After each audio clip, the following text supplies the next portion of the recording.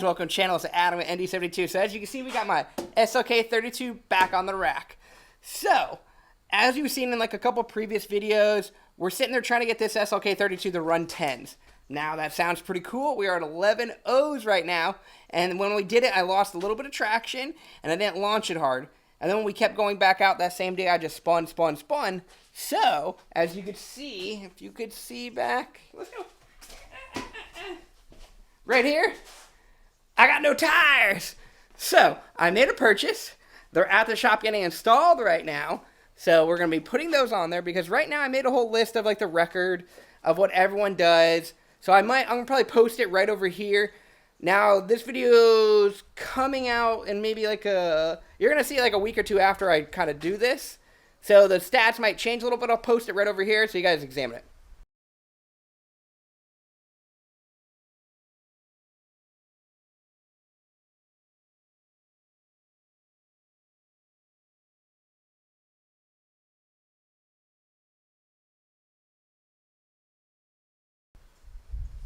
So as you see, as of right now, I'm pretty competitive to be the second fastest. Now the person who's faster than me was running meth on their car.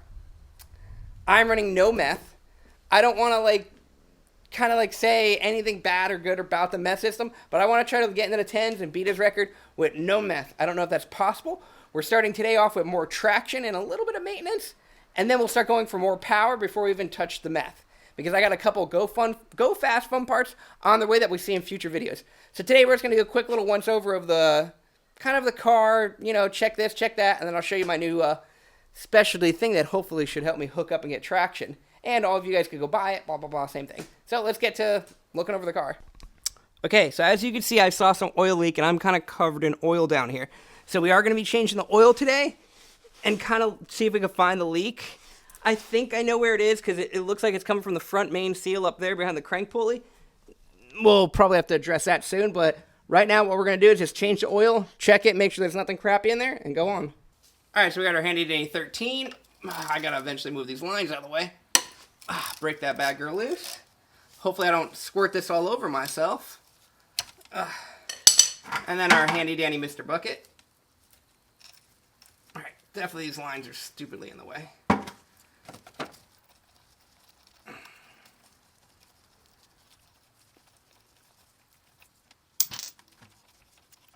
So we're hoping we don't see no metal or no stupid crap coming out here. It should be burnt. It's old oil. Hot!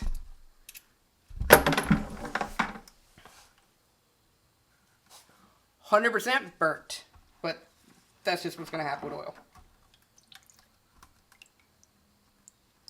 Kind of look it over. I don't see no metal, no flakes. We're going to put the flashlight up to it and everything. So, one way I like to do this is just put a little flashlight over there, and then you got a magnet, and see if it can pull it away.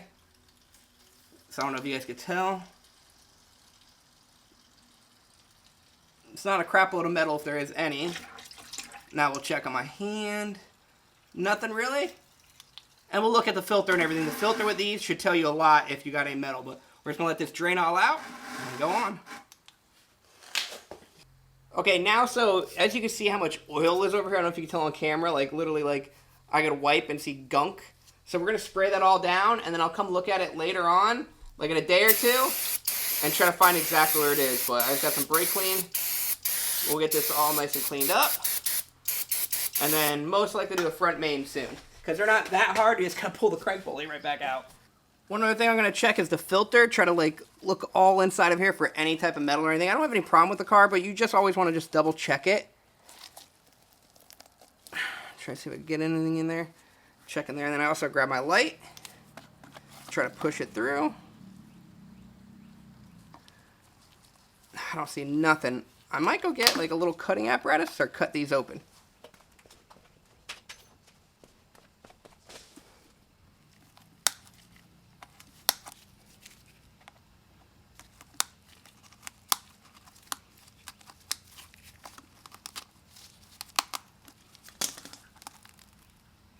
Oh yeah, that is looking good. This motor's pretty healthy.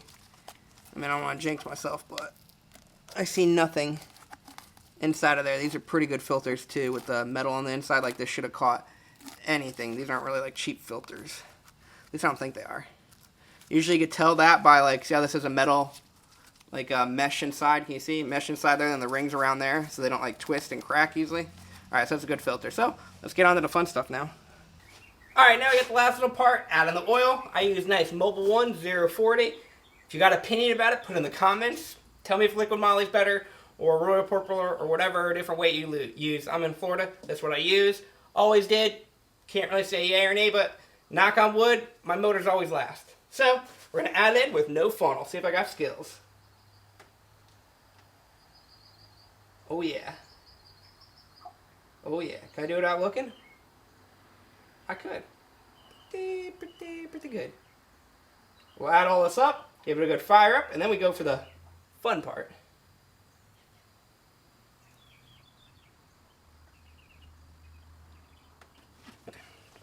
Okay, now we got the oil change done in the car, looking pretty good. We drove the car a little bit after we put the new oil in it, and we did find something else where I think I have another leak, which I'm going to show you. But I got something back from the tire shop. Let me tell you a little bit of a story. I will never go to Tire Kingdom ever again. They effing horrible. I got my tires, before I show you what I picked out, I got my tires, got my rims, drove it, and the car was jumping so much. I go to look at the rim, they didn't balance it, but they charged me. And Tire Kingdom charges astronomical to balance tires. It was roughly $100 for 2 tires, and they didn't even balance them. But the only reason I went with them because they were right down the road. But I'll never do that again. So I took it to literally a local place by my work and got them. Let me show you what I picked out. Bam! Bam! We got some Mickey Thompson drag radials. So we are still rocking the same 15-inch rim. It's going on the same exact car. All we did was now leave the NT55Rs, which I had them for about 2 years and change, for some Mickey Thompson drag radials. Now these are supposed to be good for the water, the street, everything, rain. So that's what we're going to be trying out. And everyone's saying the compound is so much stickier but won't last as long. Also, what I found out about this, they're the exact same size as my other ones, but they're just a little bit taller. So the size I'm still keeping with are a 275 50 15, which should be a 26-inch tall tire. For whatever reason, this one's just a little bit bigger. But let's go make sure they still fit in the car. Okay, so like I said, the rims and tires are the same size, but the Mickey Thompson must be a little bit taller. So these should still clear, but we're going to throw it up here and check.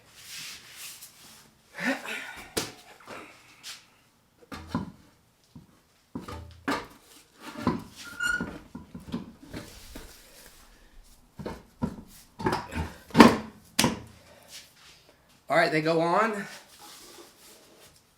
Alright, you still got room in the back to go. Not rubbing, let's bolt it all up. So one thing I am seeing now, look right over here, it's getting really close to the side skirt. That shouldn't matter once the car is lowered, because once it lowers, the suspension kind of pushes it back. So that part should not matter too much. But let's see once we lower it, if it does roll it back. Because the other ones, they had clearance, but these are just a little bit taller. But that means that I could almost never fit 28s then. As looking this road, I have to change everything else up.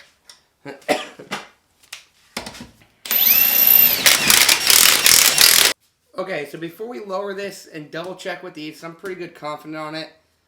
We're going to look at a few other things that I want to address today, which is going to be a modification, but not the best modification to do.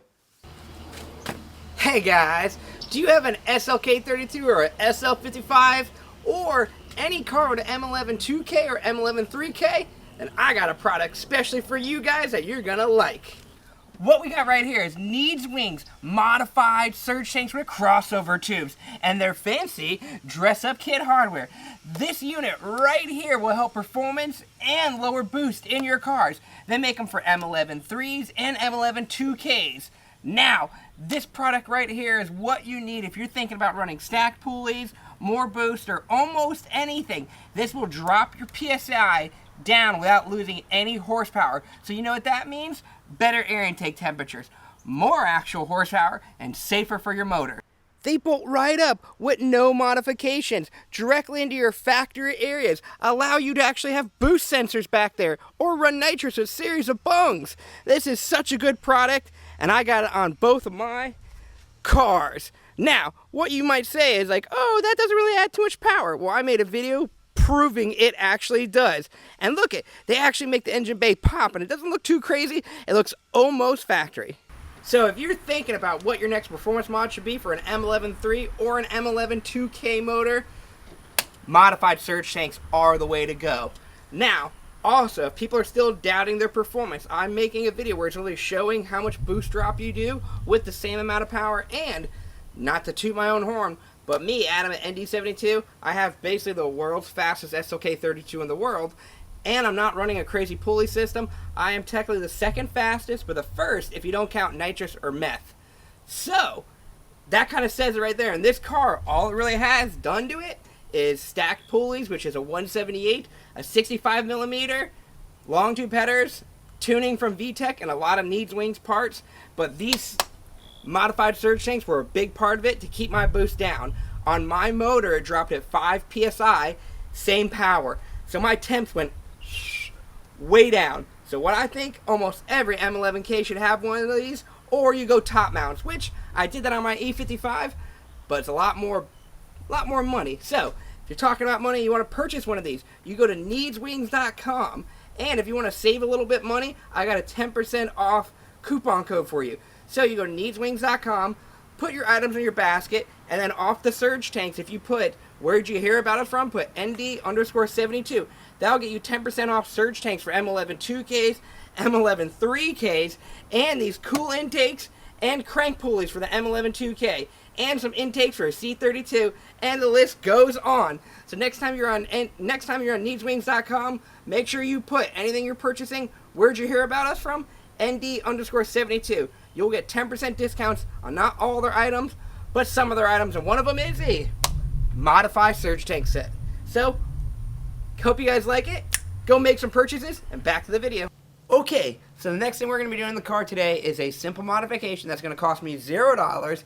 If you want to do this, it'll probably cost you like $150. But I have a second intercooler pump. So if you know from my setup, I just have the single intake rural pump, which works fine. But what I found out on my E55, when I added the secondary pump, it added a lot more of actual pressure.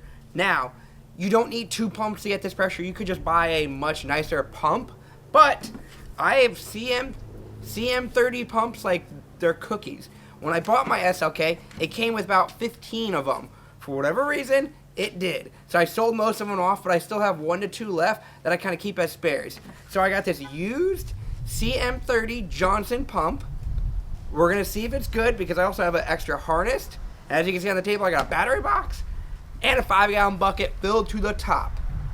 So we're going to actually see what the flow rate is on my used pump, because factory they're supposed to be, on these pumps it's supposed to be under, it's like 6.8 gallons per minute. So we have a 5-gallon tank, so we have a pretty good average of how it'll go. We're going to put it in here, make sure it pumps, and then time it. Okay, so my setup is very rudimentary. It's got a battery box, a discharge hose, and then an intake hose. I'm just going to dump the pump in there and turn it on. These also aren't in-tank pumps, so I'm going to vary it, but we're going to see what happens, because I don't know if the suction will actually work. We're going to try that first, actually.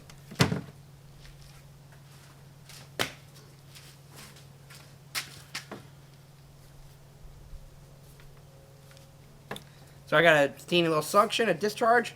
Let's see if this will work or not.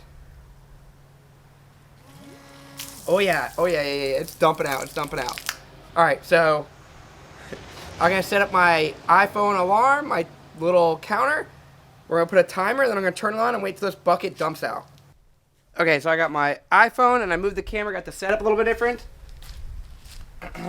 We're going to hit the start button, then I'm going to turn this on at the same time, and hopefully I don't get anything too soaking wet. So let's leave that there. Ready, set, go.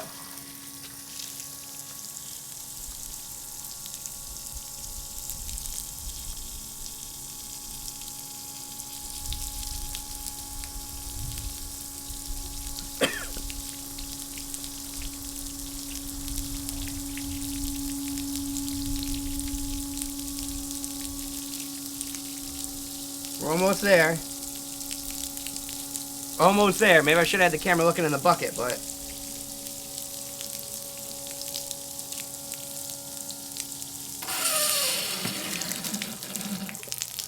Oop, shut the fuck off. So, it did 35 seconds. Let's go look at that pump. So it sucked everything out of the pump. You can see like a little bit left in there, just because right when I shut off the pump, it kind of pushed the rest back in. But still, we did it in 35 seconds for 5-gallon pumps. Let's see the math. Okay, now time for some math. Now granted, I'm going to do this math in my head, because this isn't super scientific, but it's pretty close. So the unit of measures I usually see are gallons per minute. So how fast it could suck up 1 gallon, and how many minutes it could actually do. So how many gallons it could suck up in 1 minute. Okay, so this was a 5-gallon bucket, so that gave us 5, pretty good average of it. This pump is pretty much straightforward with a little bit of resistance, about a couple feet, so that should be fine. So it took us 35 seconds to do 5 gallons. So let's do math really quick. So 35, you divide that by 5 gallons, so you're at 7. 60 divided by 7, 8, I think it's 8.57. Double check it. Someone grab a calculator, but that should be like roughly 8.57. I'm doing it in my head. So that's 8.57 gallons per minute this pump could suck up. So that's not the best. That's not the worst. Now this is also a used pump, so I'm pretty sure a brand new one might be doing a little bit better or a little bit worse. This is just literally the pump I got that I shove in a bucket. So we're actually going to install it on my SLK and see if it boosts up my pressure and all that stuff for my flow. Because it might cause a little bit of resistance, but still, it should push it right through. So we're going to hopefully, it's as simple as just snip, snip, plug in, and go. Okay, so here's my pump set up, basically all the way up at the front of the car. So you got the cold water coming in, that goes directly to the supercharger. And then the hot water after it comes out of the heat exchanger is going back to the tank. So my idea is, if I just take the pump and put it over here as a booster, then as the roller pump pumps it here, this will carry it and shoot it up. And that's going to be the easiest install for this, I think, because then all you do is literally, it'll suck water in here and shoot it up out there. That's my kind of idea. I should just have to break some lines, cut some zip ties, and go in there. But let me go look at the pump, how it is now, and look at the flow, then we'll compare them. So I had to get all my rigmarole out of there from last track day to get this pump. So it's hidden under here, as most of you guys know. I already got my cap off, so we're going to go turn it on and go look at the flow, and then we'll try to get a mental note. So this is pump on, just the rule. I don't know if you really can even tell how it's flowing right now. Like, dang, it's kind of hard to get a shot. But if this is a lot more turbulent, then we'll know it's better or worse. Okay, so I decided to start dumping water out. That way I can see the flow a little bit better, because then it's not just like deadheading into the water. You can actually see how far it shoots. So let's dump it out. Yeah, I probably should add a bucket, but this is just pure water. It's not going to be that big of a deal. And it'll clean my floors. Okay, now it's pretty good. Let's shut it down. Yeah, I got my nice little valve down there. I don't know if you can even see it. Okay, so now this is just a rural pump. Can you even see there? There you go, there you go. So it shoots pretty good. We're hoping with the twin pump setup it'll shoot even better. So right now it shoots to, I don't know, mediumly good. You see that? I don't want to dump my camera in there. Maybe I'll get my GoPro. Okay, so we're going to start snipping stuff up, getting things kind of like loosey-goosey. Get stuff out of the way so we can maneuver it. We'll reattach everything after, but let's just get things split up a little bit. So this is the line area we're going to be breaking. So we're thinking something like, man, I'm really going to have to look into it. Perfect would have been this. But that won't work. So let's think this out a little bit. Okay, so maybe we're thinking with the pump. Let's see if I get you a little bit of angle. Bumpers there. But maybe something with the pump. I want to mount it like right here. Right in this little area. So we're going to start cutting stuff up and like mocking it up. Okay, so we got it all mounted up. So if you remember, the 90 was over here before. And now it's over there. So we actually eliminated a weird little U-bend I had because we deleted a lot of these parts. So now it's more free-flowing instead of going a circular around. And it goes up to the factory bracket, plugs right in. Now we're going to go make sure the wiring's all good and test it. All right, so everything's wired up. We didn't really change anything about that. We just kind of plugged in a sensor or a pump. So let's go back to the back, and I'm going to try, because how I have it wired up, if I recall, position 1 does rural pump. Position 2 with the tune should do the other pump. So let's get some lights. Let's try to see what this does. So most likely, first step, if we could hear a difference in pumps. 100% can hear 1. 100% can hear 2. Alright, so let's do it. Let's try to set up a camera. Okay, so I don't know if you could tell, but we're going to try to see on this angle. I'm going to go pump 1 and then pump 2. So I'll do the roll pump first and then the CM pump.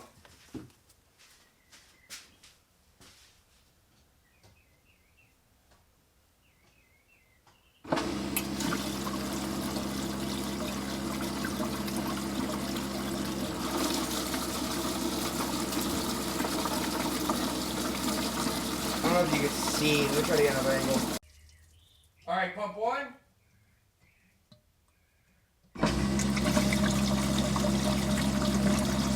Pump 2.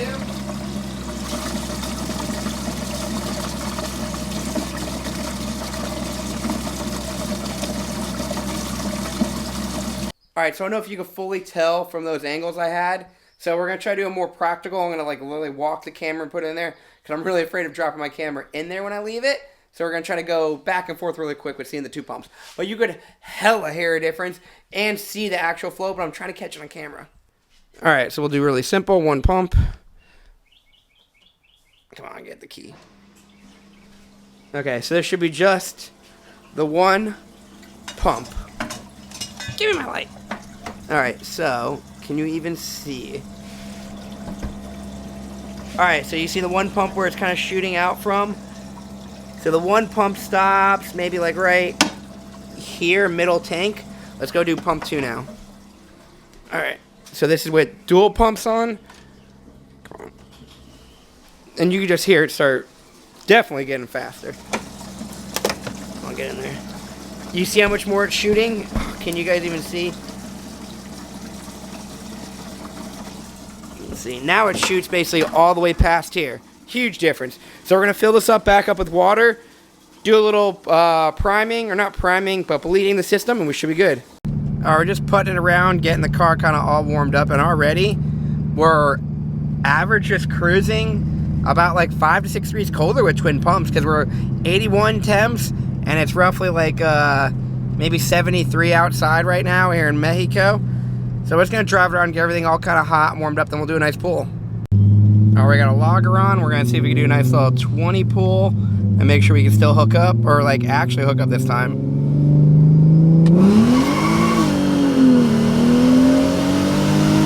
Well, night and day difference. Okay, so as you saw from that test drive, the Mickey Thompsons are hooking up so much better than the Nittos did. So big cool thing to that. And then we did the data logging with the pool for the dual pumps.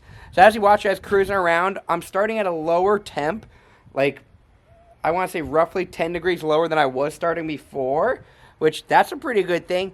And when I actually did the pool, if you could actually, I pulled up the data log and I watched it, I still shoot up roughly the same, but the read come down is like, shoo, and it's roughly a 10 degrees difference just of doing that, and the recovery time is almost instant. It shoots right back down to 81. So I think I can just like keep hot lapping this, and if I upgrade the lines and or start throwing more ice in there, this dual pump will be so good. And the other benefit of dual pumps, in my personal opinion, some people might agree or disagree, but if my roller pump ever goes bad at the drag strip or driving around town, you could damage the engine a lot because your air intakes will keep climbing. With a twin pump system of how I did it, if one goes off, it'll still flow it. And I test that by doing key 1 and key 2 on.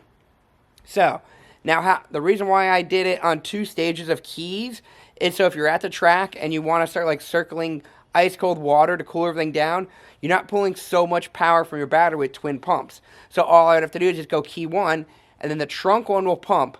Yes, the secondary pump is going to be a restriction at that moment, but it's still going to pump ice cold water through the whole system if I want to try to cool this motor down extremely fast. So it gives me the peace of mind of having twin pumps, so if one breaks, I have enough time to catch it, but I won't be stranded.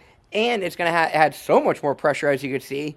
So it keeps my cooling down a lot better, my recovering down a lot better. There's really no disadvantage to this except you add a little bit of weight to the nose, and you got to spend money on a pump. Now, eventually, at one point, I might upgrade to a better front pump or a better rural. But right now, these CMs were free to me.